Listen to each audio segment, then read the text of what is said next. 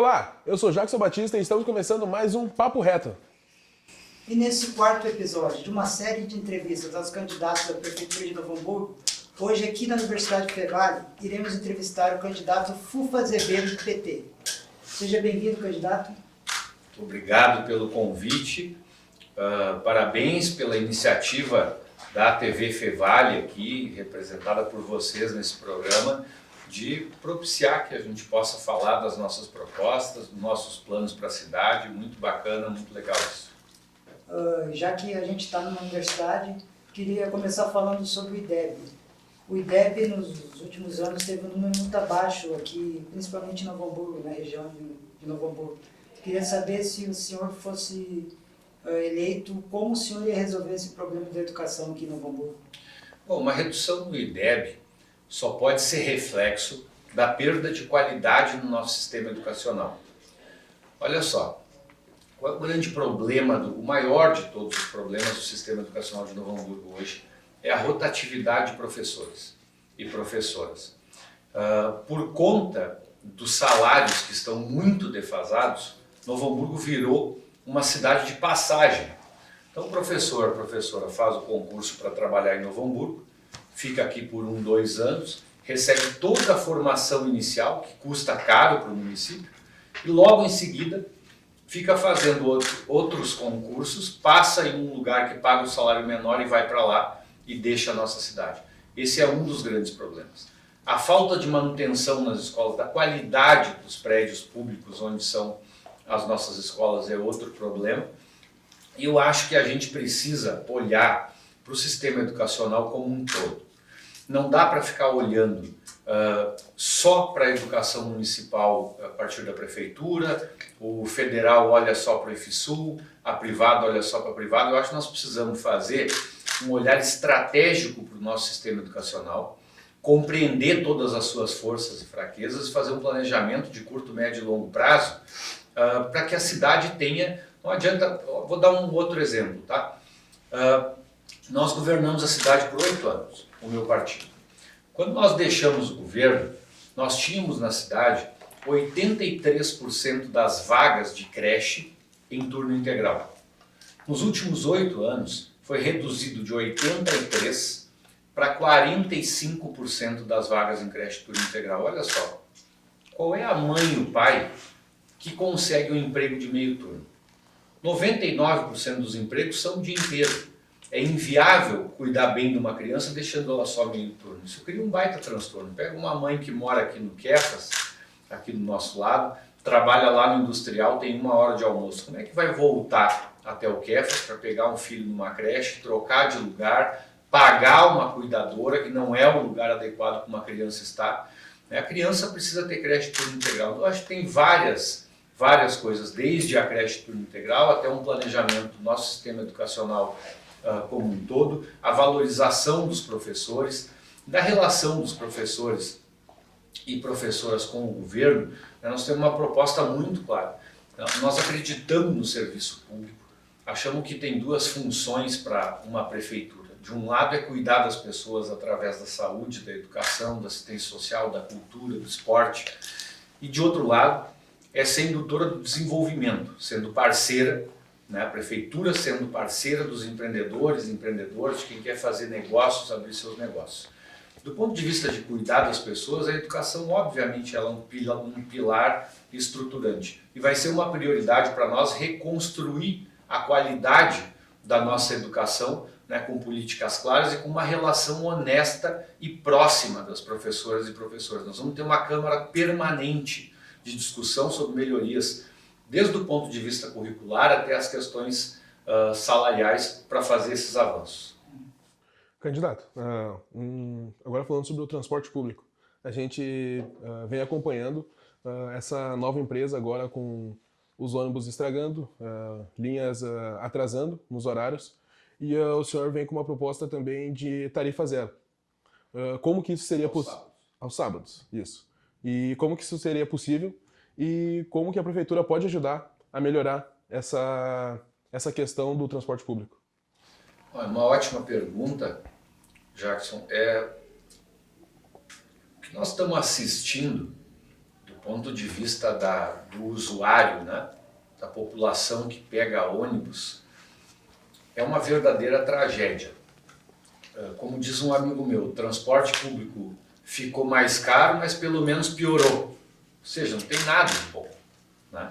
Ficou caro e ruim.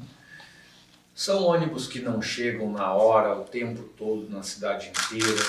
São ônibus estragados pelos 4 cantos da cidade, porque são velhos, foram ônibus velhos, pintados apenas. São ônibus pegando fogo pela segunda vez em poucos meses. Um ônibus, quando é que a gente viu um ônibus do nosso transporte público pegar fogo? Né? Isso era absolutamente incomum. Agora é a segunda vez que acontece, eu acho que em 60 dias. Então, o que a prefeitura pode fazer? Nós vamos revisar o contrato com essa empresa, mas antes de qualquer coisa, nós vamos encher essa empresa de multa. Eu não entendo como o município não multa a empresa por descumprimento de cláusulas do contrato.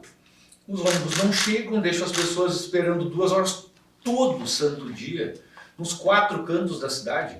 A prefeitura precisa aplicar as punições previstas em contrato. É multa em cima de multa até essa empresa tomar jeito e começar a prestar um serviço decente ou rompimento de contrato, né? Que é o último caso, mas é melhor um rompimento e voltar a um transporte como era do que está agora, porque não melhorou em nada. Os ônibus é para ter ar-condicionado, não tem, é para ser novo, não é para chegar na hora, não chega, não tem nada de bom, né? A questão da tarifa zero no transporte público. Já são 117 cidades no Brasil que têm programa tarifa zero de várias formas diferentes. Claro que não adianta fazer tarifa zero se não tem ônibus. Então deixar claro, ninguém aqui está com a cabeça no mundo da lua. Primeiro é fazer o ônibus passar na hora onde ele tem que passar, fazer o serviço funcionar. Depois é falar de tarifa zero. A tarifa zero aos sábados, por que ela é boa? Vou dar um exemplo só antes. Aqui Parobé. Parobé é o município mais pobre da nossa região, com a menor renda média de trabalhadores e trabalhadoras da nossa região é Parobé. Parobé tem tarifa zero em 3 linhas estruturais da cidade. Então é possível fazer e, como eu disse, são 117 municípios e toda semana mais um, começando a tarifa zero. Porque os estudos mostram que o dinheiro que tu deixa de arrecadar financiando a tarifa zero, ele volta através do comércio. Tem municípios que já registraram 25%, não lembro o nome do município que fez o estudo que eu li, que registrou 25% de aumento no consumo do seu comércio da cidade. Porque, claro, sem pagar ônibus, além do dinheiro que sobra no bolso, as pessoas circulam mais. Por que aos sábados na nossa proposta? Primeiro, deixa claro, tem candidato falando em tarifa zero em toda a cidade. Isso é impossível. Isso pode chegar a 100 milhões de reais, numa cidade que já tem um orçamento deficitário. Não dá para fazer. É mentira. Um dia por semana, com sacrifícios, dá para fazer. E por que no sábado? No sábado é bom para quem trabalha, obviamente, que vai trabalhar sem pagar passagem. É excelente para quem não trabalha e vai poder passear com a sua família, visitar os parentes, né? E é excelente para o nosso comércio, serviços, restaurantes da região central da cidade. Vocês são jornalistas aqui, vocês sabem que o centro da cidade, o nosso comércio está quebrado. Nós precisamos recuperar o comércio da cidade. Acho que um bom jeito de fazer isso é com a tarifa zero ao sábado, porque nós vamos jogar milhares de pessoas passeando no centro e todo mundo. Né? Tu pegar só uma família de 3 pessoas que deixa de pagar a passagem na ida, já é um dinheiro que sobra para comer alguma coisa, para comprar, né, uma peça de roupa, para comprar, eu brinquei esses dias, né, falei, comprar alguma coisa, se comprar um CD, num debate, quem é que compra um CD em 2024, né? Mas enfim, alimenta o nosso consumo e ajuda o nosso comércio. Candidato, sobre a questão das moradias irregulares, principalmente depois da enchente de maio de 2024, teve muita gente que começou a morar ali, mais ou menos ali perto da 1º de março, perto do estádio do Vale, e também aqui na Avenida dos Municípios. Queria saber como o candidato vai resolver essa situação. Olha só, a melhor maneira, ninguém vai para áreas irregulares porque quer. As pessoas vão, via de regra, a maior parte das pessoas. A gente sabe que tem aproveitadores, tem gente que usa isso para fazer negócios, né? Como tem em tudo. Mas separa os sem vergonhas aqui de lado e pega o povo trabalhador, o povo que não tem casa, o povo que não tem recursos para comprar um apartamentinho, né, por mais simples que seja, ou um terreno por mais simples que seja. Tu combate isso com política habitacional. Claro que nós não podemos também, por um lado, aceitar passivamente que a cidade vire uma baderna e que todo mundo comece a invadir área em tudo quanto é canto. Isso é um fato. Mas o principal jeito de combater isso é fazendo projetos do Minha Casa Minha Vida com moradia digna para a nossa população. Nós governamos a cidade, nós fizemos 1.700 casas. Agora, o presidente Lula anunciou, só numa primeira leva, mais 1.000, se eu não me engano, 1.250 casas. É muito número na cabeça que posso me enganar, mas em torno de 1.250 casas. Agora, há 1 ou 2 semanas atrás, para Novo Hamburgo. Estou olhando São Leopoldo fez mais de 15.000 casas do Minha Casa Minha Vida. Isso é uma política habitacional potente. Como Minha Casa Minha Vida voltou a partir da vitória do Lula, porque é um programa criado pelo Lula, tem o carinho do Lula e o seu convencimento de que é importante. Eu também tenho esse convencimento de que é um programa indispensável. Nós vamos apostar no Minha Casa Minha Vida para ter milhares de casas a mais para a nossa população mais carente, que mais precisa, e eu acredito que não tem a melhor maneira de combater essa questão das invasões, da moradia em área irregular, do que dando casa digna para as pessoas morar, né? A imensa maioria das pessoas vai optar por estar numa casa digna, né, novinha, limpinha, né, para chamar de sua, do que está indo para uma invasão. Em que pese esse recorte que fizemos no começo aqui. Tem gente sem vergonha, tem gente que se aproveita, tem uma indústria que tenta se apropriar dessas áreas irregulares e vender terreno, né? Tem problema até de envolvimento de facções, a gente escuta falar. Enfim, tem casos que são de polícia e tem casos que são de política, né? Tratando aqui dos que são de política. Hoje há um grande contingente de pessoas em situação de rua no centro de Novo Hamburgo. Como que a prefeitura ela pode ajudar nessa questão? Olha, hoje, esse atual governo acabou com o albergue, não tem nenhum albergue mais. A cidade das mais importantes, das maiores cidades do Rio Grande do Sul, Novo Hamburgo, não tem nem um albergue para acolher essas pessoas. Que são pessoas de vários tipos. Mas a imensa maioria não é usuário de droga, não é envolvido com crime, é realmente morador de rua, população de rua, que a gente tem a obrigação, como é um problema da sociedade como um todo, é um problema do Estado, e o Estado precisa de políticas públicas de acolhimento para tentar recuperar essas pessoas, oferecer alternativas para que essas pessoas saiam da rua e deixem essa vida. Novo Hamburgo tem um lugar, olha só, um lugar para essa população ir, que se chama Centro Pop. Todos os serviços do Centro Pop foram reduzidos para 1/3 do que era.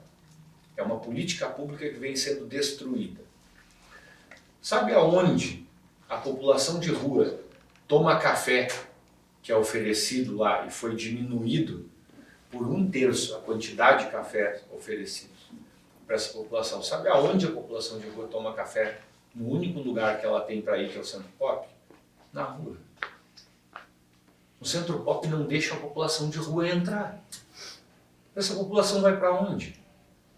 Se não tem nenhum tipo de acolhimento, tu já mora na rua. Não pode pensar no morador de rua a partir da minha perspectiva ou da de vocês dois. Tu precisa pensar na perspectiva de quem mora na rua. Eles ficam o tempo inteiro na frente das lojas, ficam em lugares que não eram para estar, que ninguém é para estar. Um de nós três aqui não pode se adonar de um pedaço da calçada na frente de uma loja, certo? Então, nem morador de rua pode fazer isso. Nós vamos retomar as políticas públicas de assistência social para acolhimento dessa população, vamos retomar todas elas.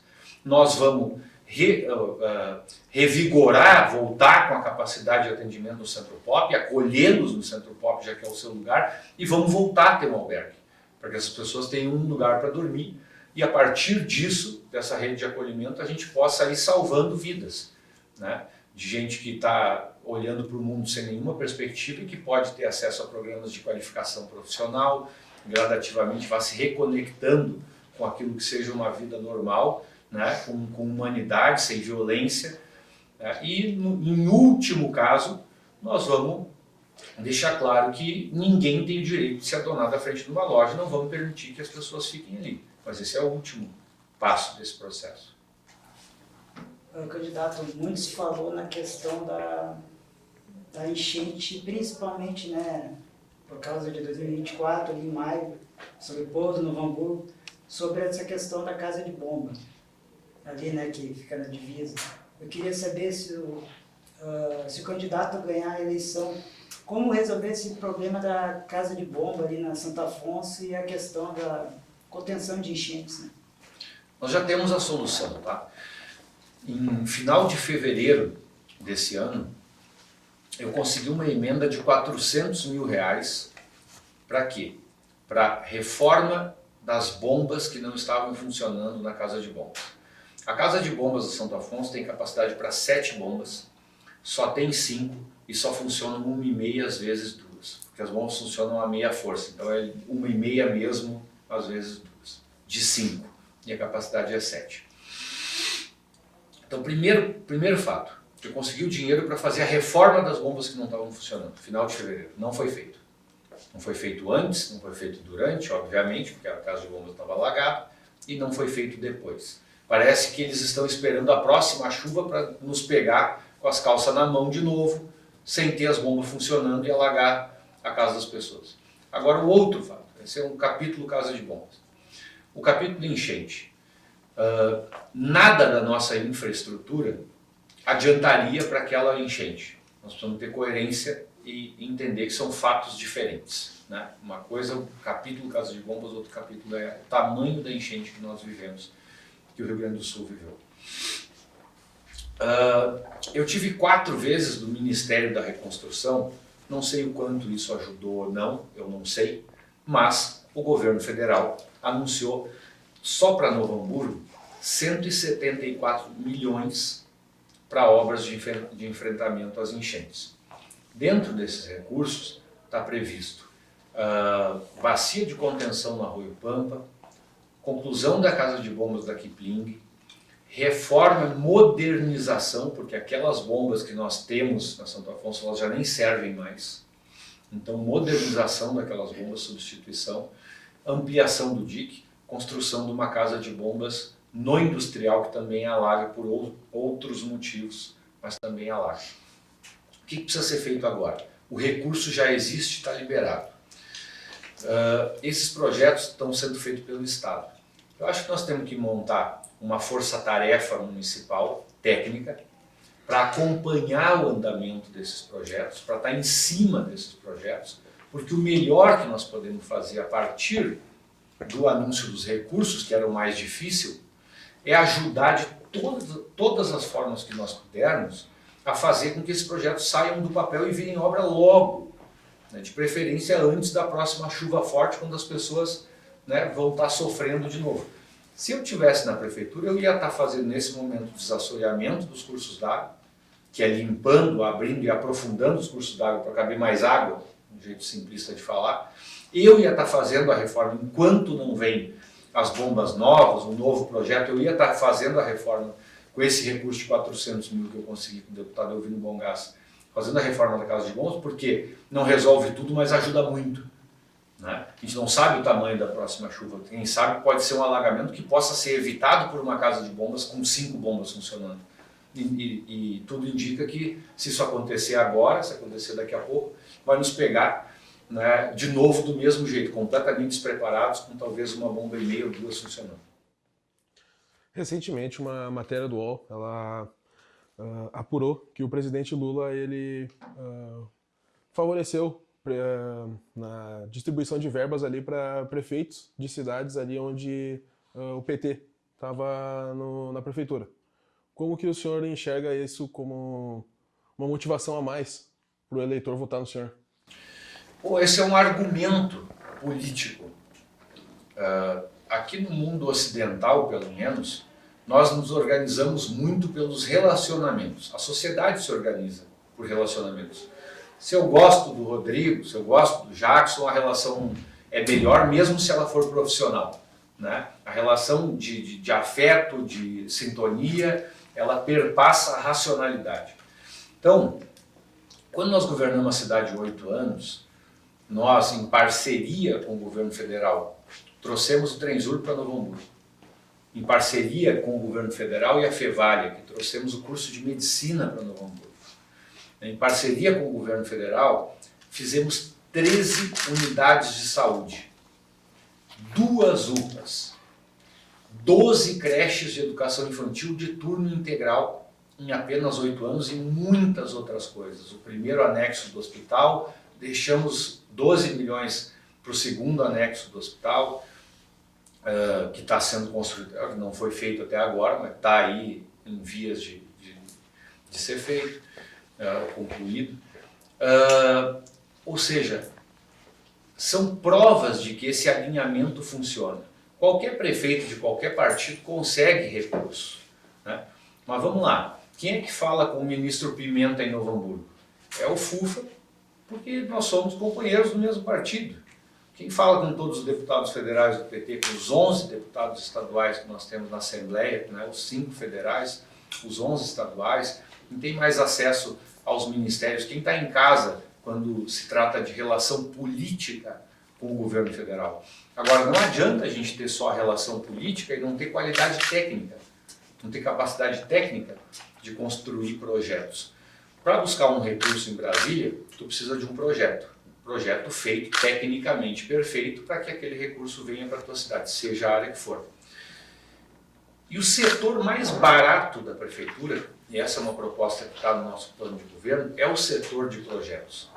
Porque uma pessoa no setor de projetos tem um salário lá de R$5.000, por exemplo, essa pessoa faz um projeto para buscar 2,5 milhões, R$1 milhão, R$3 milhões, ela já pagou o salário dela por 4 anos. Né? Então é o setor mais barato, nós queremos dobrar o tamanho do setor de projetos. Especialmente porque não dá tempo de, nessa fala, dizer, né, pela condição econômica que Novo Hamburgo se encontra hoje. Novo Hamburgo vai depender absolutamente da parceria com o governo federal para executar obras. Esse é um fato técnico a partir da realidade, onde o nosso orçamento já é deficitário e ainda está sendo diminuído em mais de 110 milhões para o ano que vem. O orçamento de Novo Hamburgo, que já está desse jeito, vai ser diminuído em mais 110 milhões. Ou seja, ou a gente investe na relação com o governo federal para buscar projetos e obras, ou não vai ter projeto e obra em Novo Hamburgo. Podem escrever o que eu estou dizendo agora e me cobrar daqui 2 anos, 4 anos. Não vai ter. Candidato, nas últimas eleições o PT acabou não ganhando, né? A Fátima ficou aí 8 anos e teve o Luiz e pouco antes o Tarcísio. Queria saber, assim, na tua perspectiva, o que fazer para mudar o panorama do pessoal aqui em Novo Hamburgo que não é muito aliado ao PT? Olha só, o PT, vamos pegar a eleição de 2022, foi a última. O PT tinha um vereador na cidade. O PT não tinha candidato a deputado estadual e quase teve candidato a deputado federal. O Tarcísio desistiu no meio do caminho por uma briga por recursos e abandonou a campanha. Então o PT não tinha candidato na cidade e tinha um vereador, uma bancada pequena. Sem dinheiro, sem campanhas que mobilizassem, né, o presidente Lula fez 31,54% dos votos em Novo Hamburgo. 44 mil votos. Isso é quase a votação que a Fátima venceu a eleição na sua primeira eleição. Se não me engano, ela fez 35%, 34% dos votos. Então são 44 mil pessoas que mesmo sem campanha em Novo Hamburgo, votaram no PT. O presidente Lula tem 35% de ótimo e bom em Novo Hamburgo. 35% da população acham ótimo e bom e mais em torno de 40% avaliam como regular a sua gestão. Isso é dado de reeleição. Normalmente, candidatos com esses números se reelegem. Então, uma coisa é olhar para o PT como um todo e a sua importância e o seu tamanho na cidade. A outra coisa é olhar para o nosso partido do ponto de vista de uma transição de lideranças. Com a saída do Tarcísio, bom, acaba o FUFA, né, retornando para a vida pública. Eu fui vereador um mandato, fui diretor da FENAC, fui secretário-geral de governo, assessor do vice-governador, não me apresentei no começo aqui. Tenho experiência, mas não sou tão velho assim, vamos dizer. Estou longe dos 70, tenho 44 anos. Nós estamos fazendo uma transição, construindo novos nomes, novas lideranças. Nessa eleição, novos candidatos a vereador, candidatos a vereador. Eu acho que, quando a gente representa um partido político, a primeira coisa que a gente precisa fazer é ter humildade para compreender quando as pessoas não nos compreendem. As pessoas olham e dizem, tu é feio. Eu não tenho que xingar a pessoa de volta e dizer, não, tu que é feio. Eu tenho que tentar entender por que ela está sem sintonia comigo, no caso específico, com o meu discurso político, com as nossas propostas. E essa eleição está servindo para isso, né? Para a gente reconstruir o nosso slogan, né? Construindo o novo. Que também está embutido nesse slogan, essa ideia, né, de reconstrução partidária, de reconstrução das lideranças partidárias, a partir de uma nova plataforma mais moderna, né, e que nós temos certeza que vai estar mais em sintonia com os anseios da cidade. E, candidato, falando diretamente agora para quem está nos acompanhando agora, qual é a sua principal proposta? Bom, como eu acho que nada pode ser mais importante do que reconstruir uma perspectiva de futuro para a cidade de Novo Hamburgo. Novo Hamburgo é uma cidade que passou de 6ª para a 12ª economia do estado. É uma cidade que está empobrecendo estruturalmente. Isso é um grande problema, porque os reflexos desse empobrecimento a gente vê na manutenção das ruas, a gente vê na falta de opções culturais, a gente vê na incapacidade da empresa, da prefeitura de atrair empresas para a nossa cidade. Pelo contrário, só no ano passado, aqui para a Estância Velha, foram 14 empresas embora de Novo Hamburgo. A gente vê na falta de perspectiva dos nossos jovens, que não conseguem empregos que sejam atrativos, numa diminuição da renda média da população. Vou dar um exemplo para vocês. Novo Hamburgo tem uma renda média de 2 salários mínimos e meio. São Leopoldo, que sempre foi uma cidade mais pobre do que Novo Hamburgo, tem uma renda média de 3,2 salários mínimos. Ou seja, São Leopoldo tem uma renda média 33% maior do que a renda média de Novo Hamburgo. Por que é importante a gente entender os números? Porque eles traduzem uma realidade que não é agradável. Mas a gente não precisa, não deve, na minha opinião, focar na parte ruim. A gente olha os números para compreender o que está acontecendo e para tomar decisão. Assim como a gente precisa fazer na vida da gente. Nós vamos criar as soluções a partir de um trabalho coletivo. A minha proposta é que nós criemos já no dia 7 de outubro, um dia depois da eleição, o Conselho do Futuro. Nós vamos juntar todas as entidades representativas da nossa cidade, todas, ACI, CDL, Sindiloja, sindicatos, associações, entidades assistenciais, junto com técnicos de todas as áreas, para em 60 dias construir um plano estratégico, ou as bases para um plano estratégico para a cidade de Novo Hamburgo se recuperar. Por exemplo, nós temos em Novo Hamburgo setores econômicos diversos que foram se criando de forma espontânea através dos anos. Um pouco de indústria moveleira, de indústria química, de indústria metalmecânica, de indústria criativa e de cultura, que é fortíssima, tecnologia, o setor de saúde, né? Nós temos vários setores econômicos. Quais desses são os setores e por que nós iremos estrategicamente incentivar para recuperar nossa macroeconomia? Eu tenho 2 opiniões já consolidadas na minha cabeça. A indústria criativa e de cultura é um setor econômico a ser incentivado, e Lomba Grande, enxergada como uma oportunidade de turismo e agricultura, é outro lugar que nós devemos incentivar para recuperar a macroeconomia. Porque é o seguinte, se a gente não cuida da economia, a gente não consegue cuidar das pessoas. Para mim, a prioridade é e sempre será cuidar das pessoas. Eu não acho que a política tenha uma função mais importante do que essa. Mas para fazer isso, nós precisamos resolver a economia. Precisamos aumentar o salário e a renda da cidade para ter dinheiro para fazer as coisas. Senão a gente fica só numa conversa furada, de boca de sacola na eleição, prometendo mundos e fundos, sem apontar caminho para fazer. Não adianta prometer mais saúde e educação sem estar focado em resolver a economia, no caso da nossa cidade. Novo Hamburgo tem jeito, né? Tem solução, e a nossa prioridade é essa, voltarmos a ter futuro. O candidato, já encerrando a entrevista, a gente tem um quadro aqui no nosso programa que é chamado Papo Direto, onde a gente fala para os entrevistados falar sobre o seu oponente uma palavra. Ui, ui, ui. Uma palavra só. Vou começar então pelo Reiser Ferreira. Morno. Tarcísio Zimmermann. Passado. Tânia da Silva. Nada. E o candidato Gustavo Fink. Posso fazer uma legenda? O Fink é meu amigo desde a quinta série, tá? Mas politicamente nós estamos em lados abissalmente diferentes, né? Errático. Obrigado, candidato. Uma esclarecedora conversa. Muito obrigado, candidato, pelo tempo que disponibilizou aqui no Papo Reto.